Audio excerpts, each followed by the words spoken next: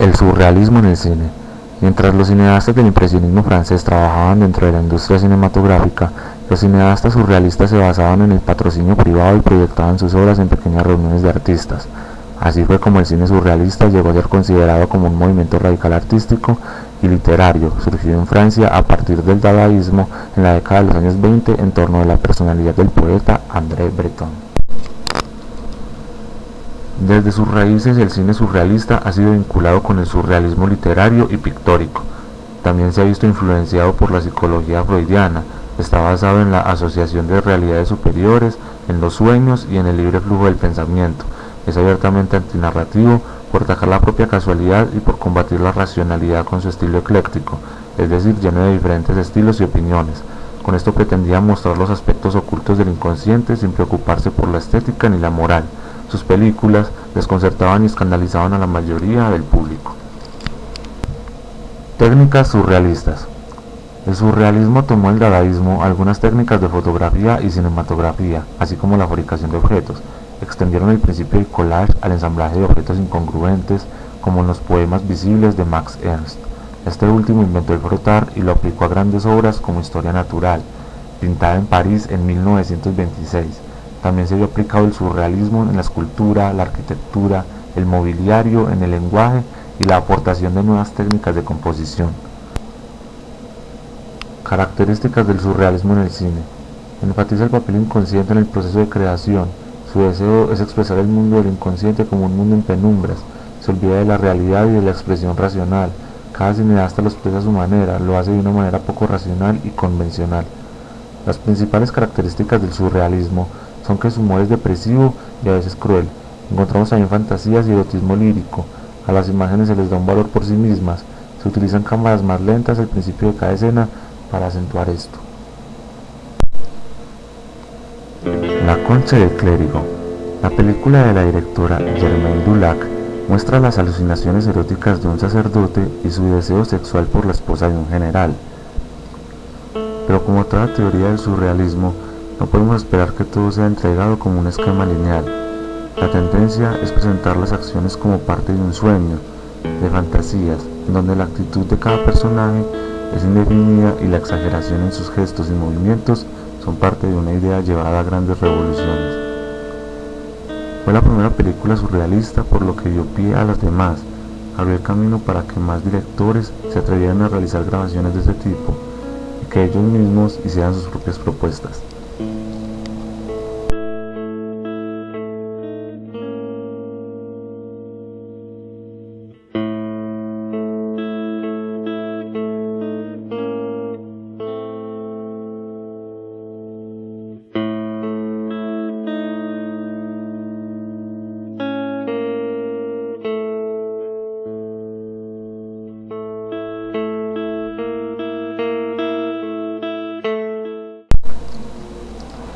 El perro andaluz. Esta obra del director Luis Buñuel es un film surrealista, todo un clásico del cine de arte y ensayo, una obra única y de culto, fruto de la poderosa imaginación de dos jóvenes, Buñuel y Dalí, poseedores de un talento tan singular como genial, que le hace una obra de arte del cine surrealista, en las que encontramos un ojo rasgado por una cuchilla, también una mano atrapada en una puerta o un enamorado arrastrando su pasado, entre otras que hacen impactante este filme. Según declaraciones del propio Luis Buñuel, Un perro andaluz fue un film antivanguardista, nada tenía que ver con la vanguardia cinematográfica de entonces, ni en el fondo ni en la forma. También se iba a llamar Es peligroso asomarse al interior y El marista en la ballesta. Escribimos el guión en menos de una semana, siguiendo una regla muy simple: no aceptar idea ni imagen que pudiera dar lugar a una explicación racional, psicológica o cultural. El perro andaluz de Luis Buñuel propone unas imágenes fuertes y hasta cierto punto aterradoras que estremecieron al público de aquella época y lo siguen estremeciendo hoy en día.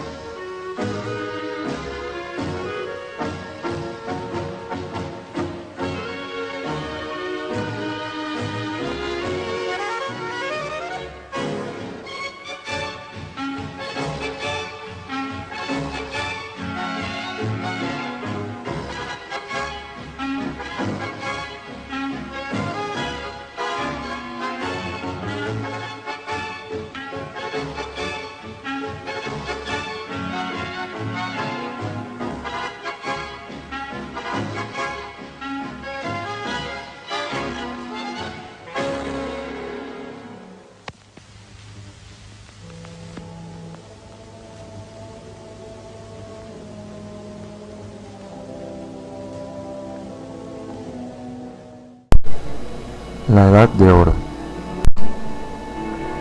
Nuevamente el director Luis Buñuel nos sorprende con otra obra del surrealismo.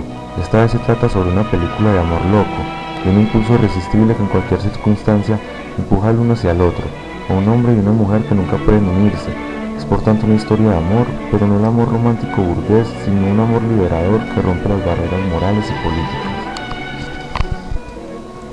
La Edad de Oro de 1930 es la segunda película de este director e ilustra no solo el conflicto freudiano entre la moral represora del superyo y las pulsiones sexuales agresivas del inconsciente, sino también el poder de la ideología, la religión y la cultura en la opresión de las clases trabajadoras.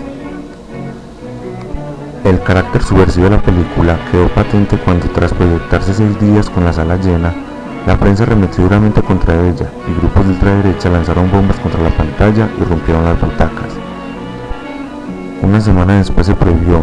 La película no volvió a distribuirse hasta 1980 en Nueva York y 1981 en París.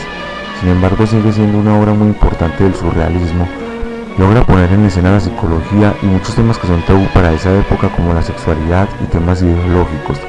Esto permite que sea el surrealismo quien ponga ante el público lo que nadie se atreve a decir y de alguna forma logra convertirse en una crítica para la época.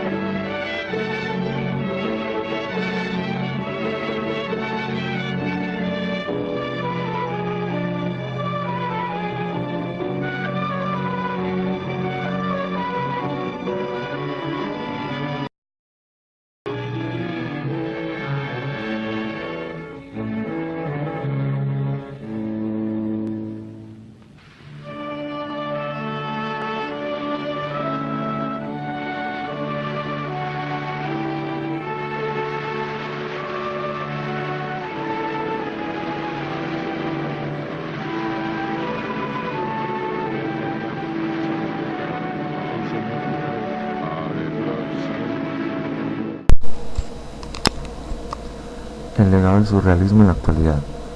A pesar de que el surrealismo fue un movimiento de corta duración, dejó un legado importante y en la actualidad infinidad de películas utilizan sus características o usan algunos elementos plenamente surrealistas. Si bien el surrealismo como movimiento artístico puede ubicarse en un periodo determinado, su estilo ha permanecido a lo largo de los años, ya que la representación fílmica de los sueños se ha convertido en parte del lenguaje cinematográfico contemporáneo en películas tales como El camino de los sueños. Es una película del director estadounidense David Lynch del año 2001, que cuenta la historia de una mujer que queda inconsciente después de un extraño accidente de coche en una carretera de Los Ángeles. Posteriormente decide ocultarse en una casa.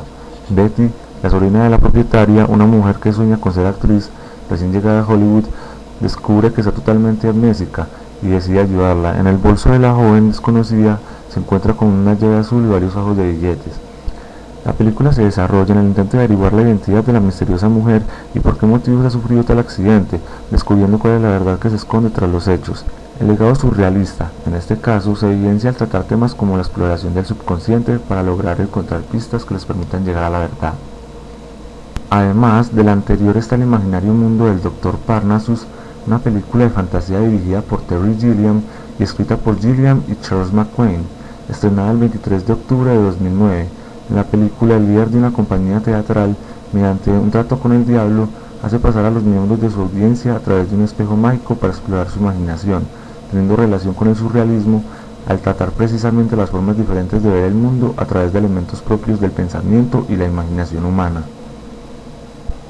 Otro ejemplo de surrealismo de cine contemporáneo es El Origen, una película de ciencia ficción escrita, producida y dirigida por Christopher Nolan. Se estrenó en Londres, Reino Unido, el 8 de julio de 2010. El Origen es una película original de ciencia ficción y acción que se adentra en el universo íntimo e infinito de los sueños. Cuenta la historia de un cop interpretado por Leonardo DiCaprio. Es un ladrón hábil especializado en el peligroso arte de extracción, que es el robo de secretos valiosos desde las profundidades del subconsciente, durante el estado de sueño cuando la mente está más vulnerable. Nuevamente la característica surrealista del juego con el lado subconsciente de la mente humana se hace presente en una película actual. Publicidad y surrealismo. Desde el surgimiento del surrealismo en 1924 como movimiento artístico, ha influido sobre distintos ámbitos, pero cabe destacar el de la publicidad como uno de los que más ha dejado huella, tanto que aún podemos seguir apreciando la influencia de los artistas surrealistas como Dalí, Breton, entre muchos otros en la publicidad actual. Además, podemos afirmar que esta influencia perdurará, y es que no tenemos que olvidar que el surrealismo fue el primer movimiento que logró llegar al subconsciente de todas aquellas personas que observaban sus piezas, algo que busca siempre la estrategia publicitaria con el fin de incentivar el consumo de bienes o servicios. Por lo tanto, podremos seguir observando rasgos surrealistas en la publicidad, sobre todo en las piezas gráficas, mientras la publicidad necesite captar la atención de los espectadores o transeúntes. Para finalizar, vale la pena rescatar que este tipo de arte audiovisual se utilizó para criticar a la burguesía e intentar exterminarla. El valor estético de este movimiento está en las imágenes en sí. Se sirven del collage, las imágenes sobreexpuestas, fundidos, encadenados, acelerados, cámaras lentas, uniones arbitrarias entre planos y angulaciones poco comunes. Su principal objetivo es destacar el mundo de los sueños y del inconsciente. Por lo tanto, la corriente surrealista surge de la necesidad de manifestar inconformidad por la formalidad y las normas que regían al artista, mostrar obras que fueran opuestas al patrón establecido por su corriente.